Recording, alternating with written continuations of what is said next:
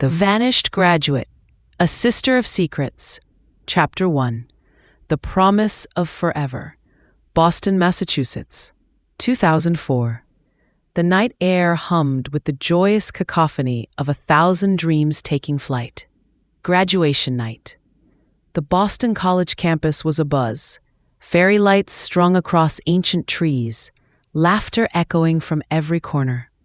For me, Amelia Vance, and my best friend, Clara Jenkins, this was the culmination of 4 intense, exhilarating years. We had arrived as wide-eyed freshmen from opposite ends of the country. I from a small town in Maine, Clara from sunny San Diego, California, and forged an unbreakable bond. Clara was my anchor, my confidant, the vibrant counterpoint to my more reserved nature.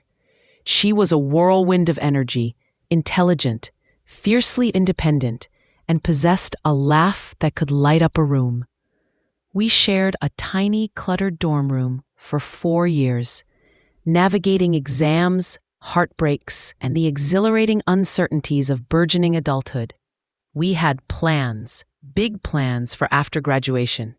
A small design studio in Brooklyn, New York, where I'd handle the graphic design, and she, with her sharp business acumen, would manage the operations. We were going to conquer the world together. Our graduation ceremony had been a blur of caps, gowns, and proud parents. That evening, at the sprawling, elegant after-party hosted by the university, we clung to each other.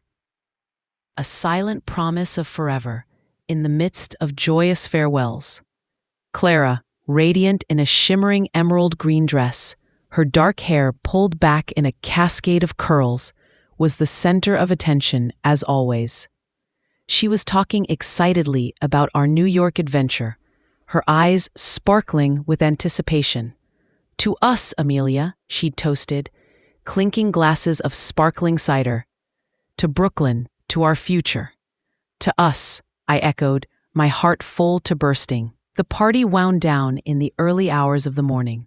Exhausted but exhilarated, we decided to walk back to our dorm room, to pack the last few boxes, to savor these final moments on campus.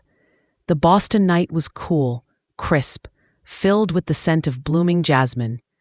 We were laughing, reminiscing about ridiculous college antics, when Clara suddenly stopped, her eyes, usually so bright, clouded over, fixed on something in the distance. She looked pale, her body tensing.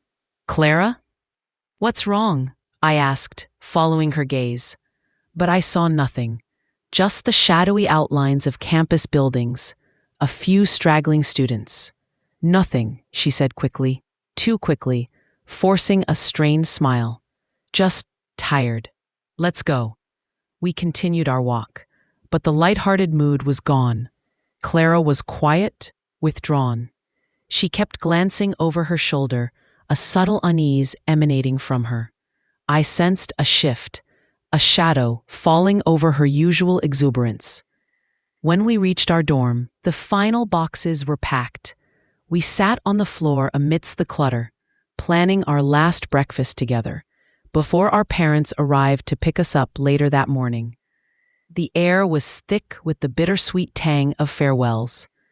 "I'm just going to run down to the common room for a second," Clara said abruptly, standing up. "Forgot my phone charger. Be right back." "Okay," I replied, not thinking much of it. She often forgot things. I waited. 10 minutes, 20, half an hour. My eyelids grew heavy. I called her cell phone, straight to voicemail. I texted. No reply. A prickle of unease started to spread through me. It wasn't like Clara to just disappear, especially not on our last night. I walked down to the common room. Empty. I checked the bathroom, the laundry room. Nothing. The entire dorm building felt eerily silent. I tried her phone again and again. Nothing. Panic began to set in. I ran outside, scanning the campus, calling her name. The sun was just beginning to paint the sky with streaks of rose and gold, the joyous night fading into a cold, clinical dawn. Her parents arrived a few hours later, puzzled when they found me alone in the dorm room. Their initial concern quickly spiraled into frantic worry when Clara couldn't be reached. We alerted campus security, then the Boston Police Department. The investigation began immediately. Every corner of the campus was searched. Surveillance footage was reviewed.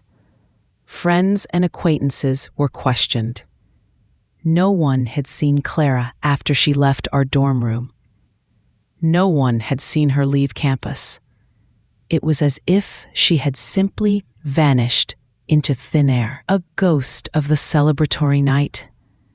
The police investigation yielded nothing. No leads, no suspects, no motive. It was as if Clara, my vibrant, ambitious best friend, had simply ceased to exist. Her parents, heartbroken, returned to San Diego, leaving behind a missing persons case that eventually went cold. I stayed in Boston for months, consumed by a desperate hope, joining search parties, distributing flyers, clinging to any shred of possibility. But Clara was gone. The dream of our Brooklyn design studio shattered. The promise of forever broken by a silent, inexplicable disappearance that left a gaping hole in my life. The memory of her strained smile, her anxious glances over her shoulder, haunted my waking hours. She had seen something or someone that night, something that had driven her to vanish, leaving behind a mystery that would consume me for 2 decades. The carefree graduate had vanished, taking with her not just her presence, but a piece of my own soul, leaving me adrift in a sea of unanswered questions. Chapter 2: Chasing Ghosts. Boston, Massachusetts, 2004 to 2023. The years that followed Clara's disappearance were a desolate landscape of unanswered questions and profound grief. The Boston Police Department eventually closed her case, labeling it cold. Her parents, devastated, moved back to San Diego, California, shattered by the loss of their only child. I returned to Maine, my dreams of a Brooklyn design studio replaced by a pervasive sense of emptiness. I tried to rebuild my life. I found work as a freelance graphic designer, a solitary profession that suited my new, withdrawn nature. But Clara was never far from my thoughts. Her bright laugh, her infectious optimism, her last strained smile, they haunted me. I never gave up hope, not truly. Every missing persons poster, every news report of an unidentified woman, sent a jolt of desperate anticipation through me. I became an amateur detective, chasing ghosts. I revisited Boston regularly, walking the campus paths, talking to old professors, clinging to any shred of a memory or a lead. I delved into online forums for missing persons, learning about cold cases, about the psychological profiles of people who vanish voluntarily or those who are taken. I became adept at online research, meticulously cross-referencing names, dates, locations. The one persistent detail that haunted me was Clara's shift in demeanor that night, her sudden paleness, her anxious glances. She had seen something, or someone. But what and who? The police had interviewed everyone, reviewed all footage, but found nothing. It was as if she had stepped into another dimension. I followed every tiny, insignificant lead, a blurry figure in a background of an old college photo, a vague mention of a mysterious phone call Clara had received in the weeks before graduation. None of it led anywhere. Each dead end was a fresh stab of pain. My friends urged me to move on, to accept the loss. "You're living in the past, Amelia," they'd say gently. "It's time to let go." But how could I let go of half of my soul? The promise of forever resonated too deeply. Then, in 2020, 16 years after she vanished, a strange incident occurred that reignited my dormant investigation. I was scrolling through a regional photography blog focusing on historic churches in New England, a casual pastime, and there it was, a photograph of the interior of a quaint, secluded monastery in rural Vermont, near the Canadian border. The Abbey of Silent Contemplation, a tiny, austere place, its stone walls exuding a sense of ancient peace. The photograph showed a group of nuns, their faces mostly obscured by wimples and veils, participating in a quiet ceremony. But one nun, standing slightly apart, her profile caught by the camera's lens, made my heart leap into my throat. Her posture, the subtle curve of her neck, the way her hair, peeking from beneath her wimple, fell in a familiar cascade.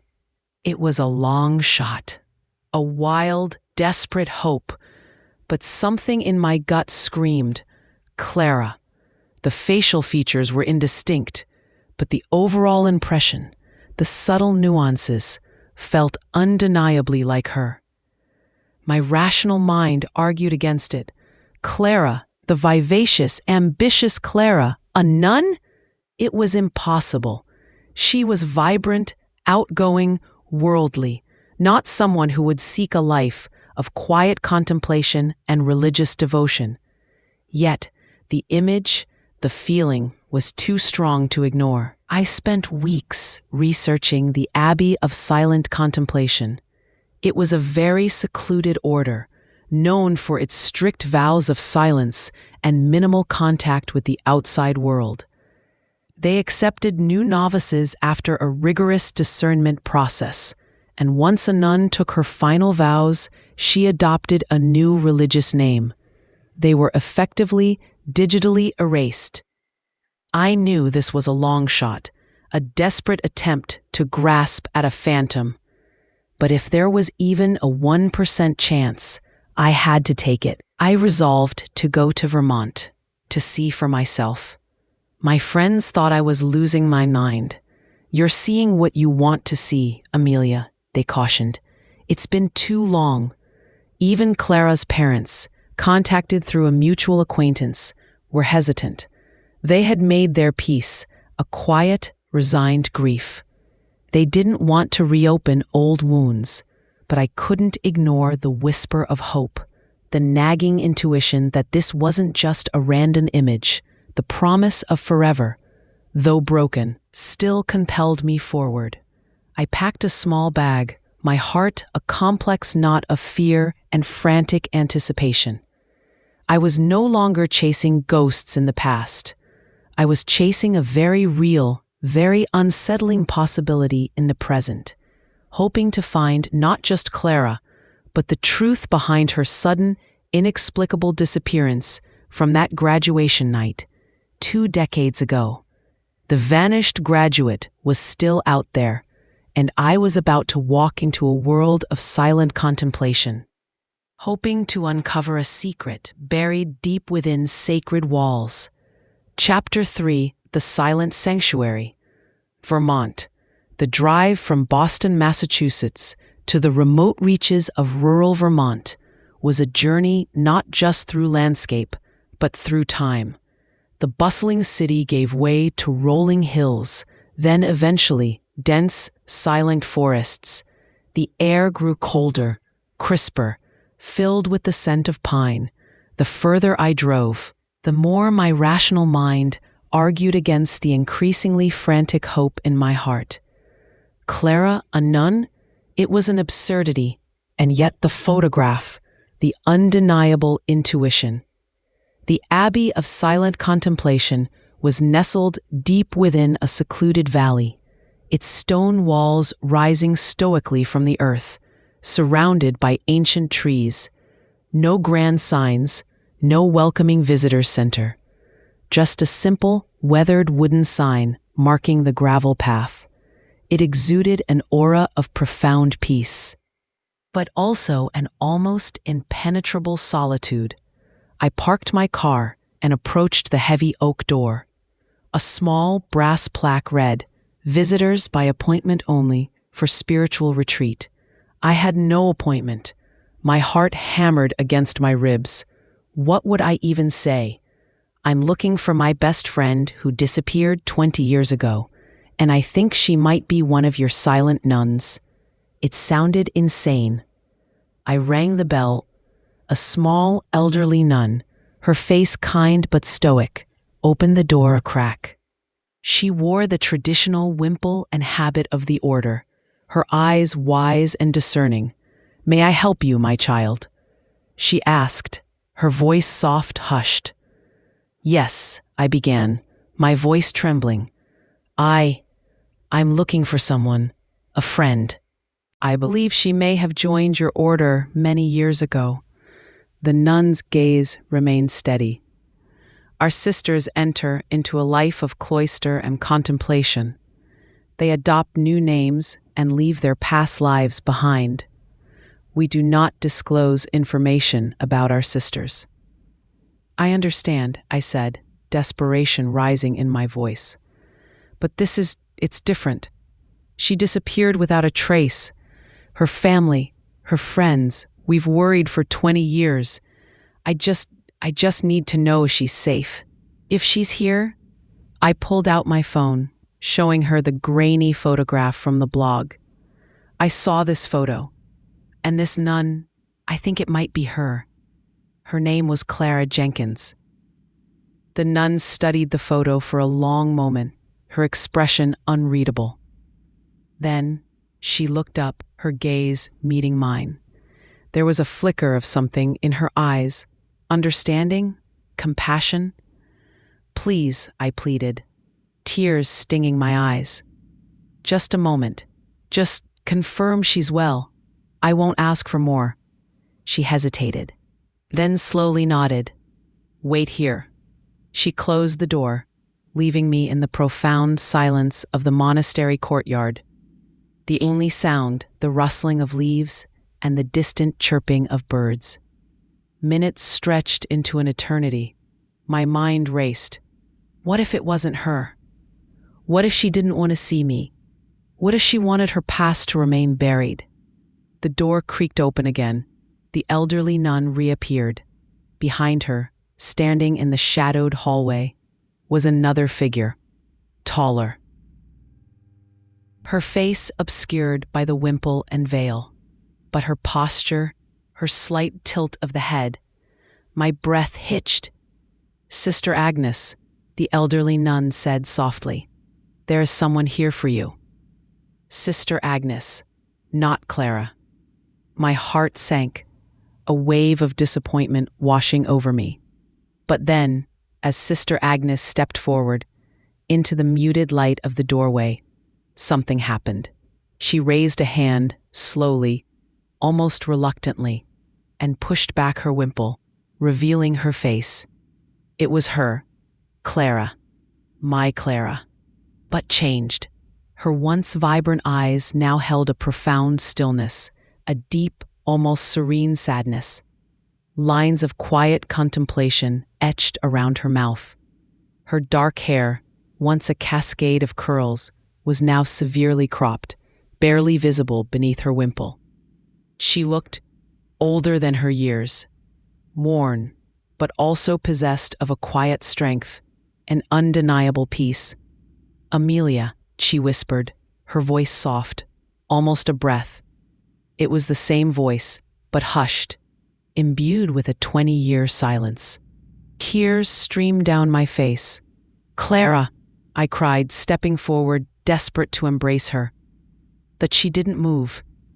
She just stood there, her eyes filled with a complex mixture of recognition, sorrow, and something else. Fear, resignation. "I'm sorry, Amelia," she whispered again, her voice barely audible. I can't stay." She looked at the elderly nun, then back at me, her gaze apologetic but firm. "My vows, my life now. But why, Clara? Why did you leave? Why did you vanish? I pleaded, my voice breaking. We looked for you, for 20 years. Her eyes clouded with a deep sorrow. She shook her head slightly. It's complicated. I can't explain here. The elderly nun, the Mother Superior perhaps, placed a gentle hand on Clara's arm. Sister Agnes has chosen a life of silence, my child. A life of service to God. Her past is her own. But her past is our past, I cried, looking from Clara to the Mother Superior. Her family deserves to know. I deserve to know, Clara. Sister Agnes finally met my gaze fully. Her pale blue eyes, once so full of laughter, now held a profound, almost ancient sorrow. Amelia, she said, her voice a little stronger, I will write to you. Everything. But I need time. And I need you to understand. I had to leave, for my life, for yours. She then turned, her face once again obscured by the wimple, as she pulled it back into place and slowly retreated into the shadows of the monastery, disappearing behind the closing oak door. The heavy thud of the door reverberated through the silent courtyard, leaving me standing alone, stunned, heartbroken, and utterly overwhelmed. I had found her, my best friend, the vanished graduate. She was alive, a nun in a silent sanctuary, living under a new name. But her brief appearance, her cryptic words, and her refusal to break her vows had only deepened the mystery, creating a new, agonizing layer of unanswered questions. The initial hope had transformed into a profound, unsettling puzzle. Why did she leave? What secret was so powerful it drove her to abandon her entire life, her family, her best friend, for a life of silent contemplation? The silent sanctuary held more than just peace. It held a profound secret, a truth that Clara was finally, agonizingly prepared to share, but on her own terms. The search was far from over. Chapter 4. The Letters from the Cloister. The drive back to Boston, Massachusetts, was a blur of emotion. I had found Clara, my best friend, alive. But the brief, agonizing encounter at the Abbey of Silent Contemplation in Vermont had left me with more questions than answers. I will write to you, she had promised. Everything. But I need time. And I need you to understand. I had to leave. For my life, for yours. Days turned into a week. My anticipation was a constant, gnawing ache. I checked the mail obsessively, my heart leaping with every delivery. And then, one rainy Tuesday, a thick, unadorned envelope arrived. No return address, just my name in elegant, familiar script. The first letter was long, dense, meticulously handwritten. I retreated to my quiet apartment, my hands trembling as I broke the seal. Clara wrote of that graduation night, 20 years ago, on the Boston College campus. Her strained smile, her anxious glances. Amelia, I saw him, in the shadows near our dorm. Professor Caldwell. Professor Caldwell, Dr. Elias Caldwell, a brilliant but notoriously predatory English professor who had been a visiting scholar at Boston College during our junior year. He had been quietly dismissed after a series of vague, unproven allegations of misconduct with female students. We had heard whispers, but nothing concrete. He was a ghost from our past, a dark rumor. He followed me, Clara wrote, her words chillingly vivid. He cornered me near the old library. He tried to force himself on me. I fought him, Amelia, with everything I had. I screamed. And then a security guard, a young man on night patrol, came around the corner. Caldwell panicked. He hit the guard hard, and then he ran. He just vanished into the night. My breath hitched. The pieces were starting to click into place. The security guard. Why hadn't the police found him? I checked on the guard, Clara continued. He was unconscious, bleeding. I was terrified. Terrified for him. Terrified of Caldwell. And terrified that if I reported it, it would become a scandal. That it would be my word against his. He was powerful, well-connected, even after his dismissal. I thought no one would believe me, that it would ruin my life, our future, and the guard's life too, if he was tied to a scandal involving a powerful professor. The second part of her decision was even more shocking. I ran to the guard station. I called 911 anonymously. I told them there was an injured guard near the library. Then I just kept running. I didn't stop.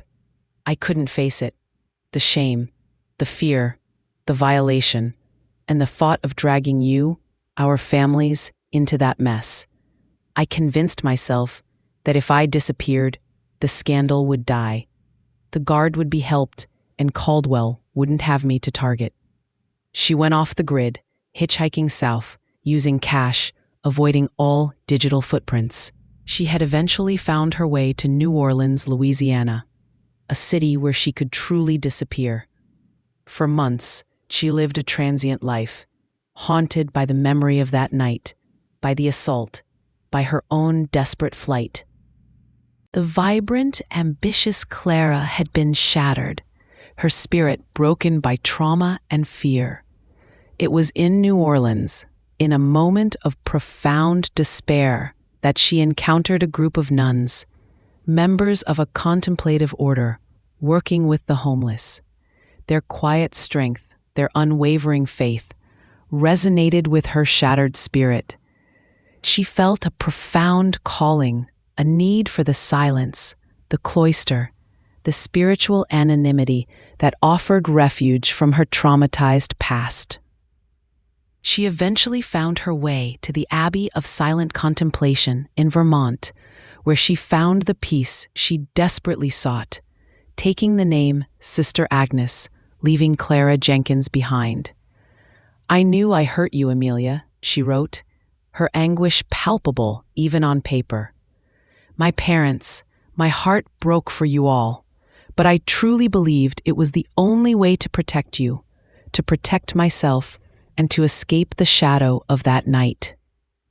The letters continued over the next few months, each one peeling back another layer of Clara's 20-year secret.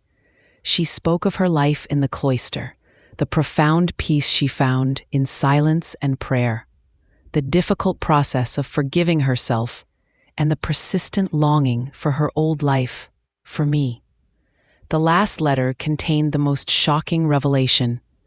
I recently learned, through a rare contact with an old friend of the Abbey who still follows news, that Professor Caldwell was found dead in Asheville, North Carolina, a few months ago, an apparent heart attack. But I also heard that the security guard from that night, he never fully recovered from his head injury. He lived, but with severe cognitive impairment. His name was Marcus Thorne.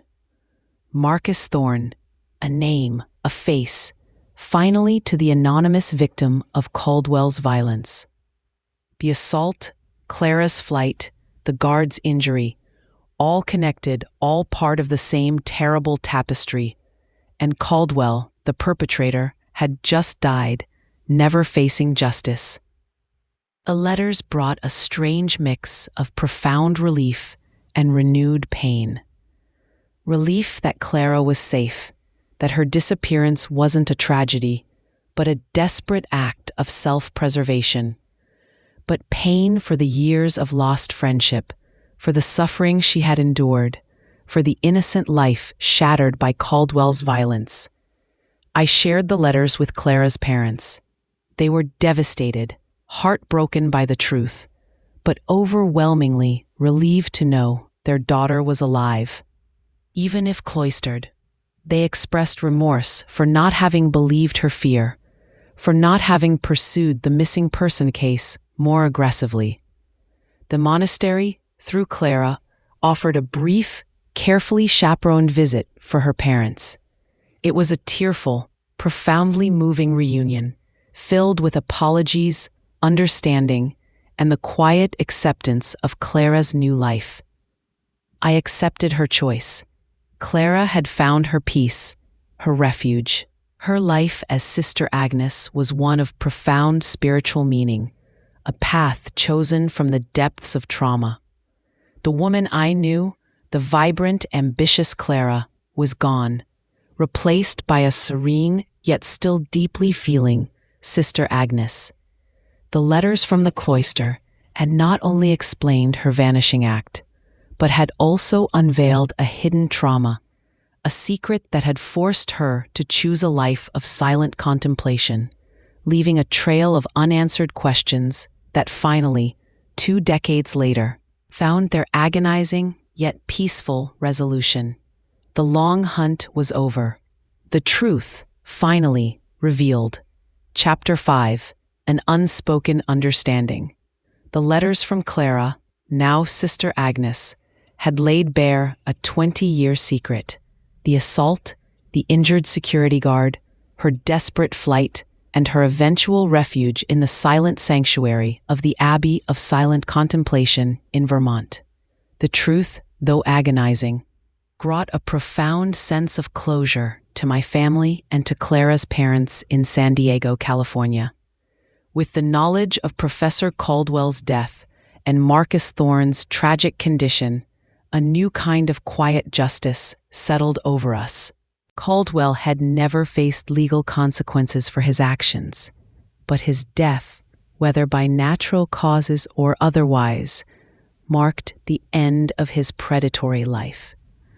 Marcus Thorne, though living with profound impairment, had survived, a quiet testament to Clara's anonymous call to 911 that night. I found an organization that supported victims of brain injury and made a substantial anonymous donation in Clara's name, a small gesture of peace. My relationship with Clara as Sister Agnes evolved. We didn't share laughter over coffee or plan business ventures in Brooklyn, New York anymore. Our communication was limited to infrequent letters, brief, deeply personal exchanges that transcended physical presence. She wrote of her spiritual journey, the profound peace she found in her vows, the quiet rhythm of the cloister. I wrote of my life, my work as a graphic designer, my own journey of healing from the 2 decades of unanswered questions. I visited the Abbey of Silent Contemplation once a year, always on the anniversary of her disappearance, July 17th. I would sit in the small, austere visitor's room, and she, veiled and in silence, would sit across from me. We wouldn't speak, just sit. Her presence, tangible and serene, was enough.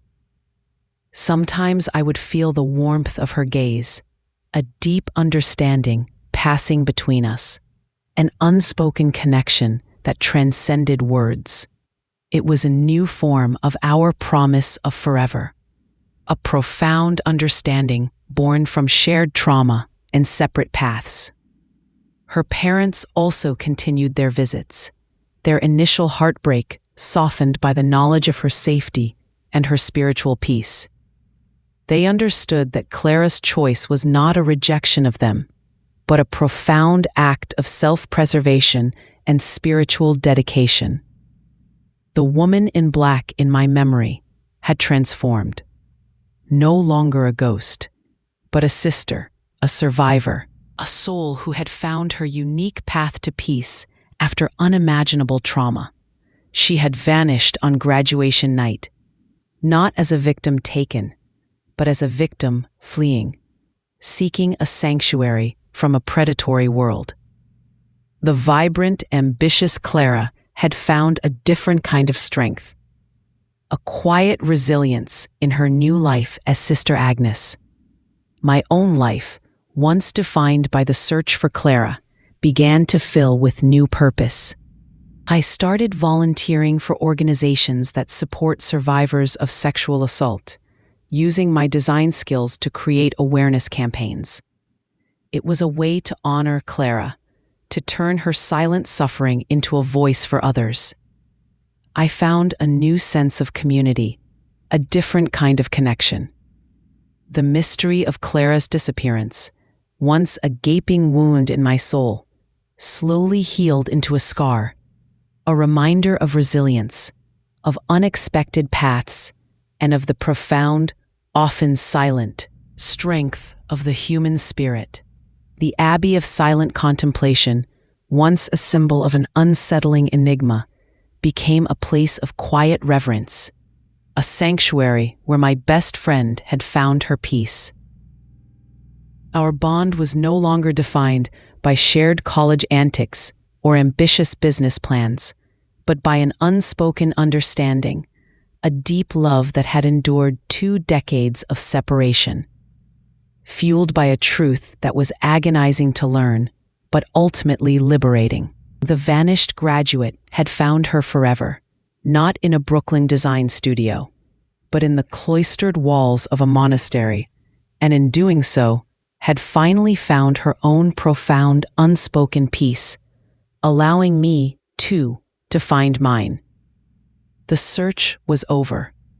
The sister, once lost, was now found, living a life of quiet meaning, our bond redefined by the enduring power of love and an unspoken understanding that transcended words.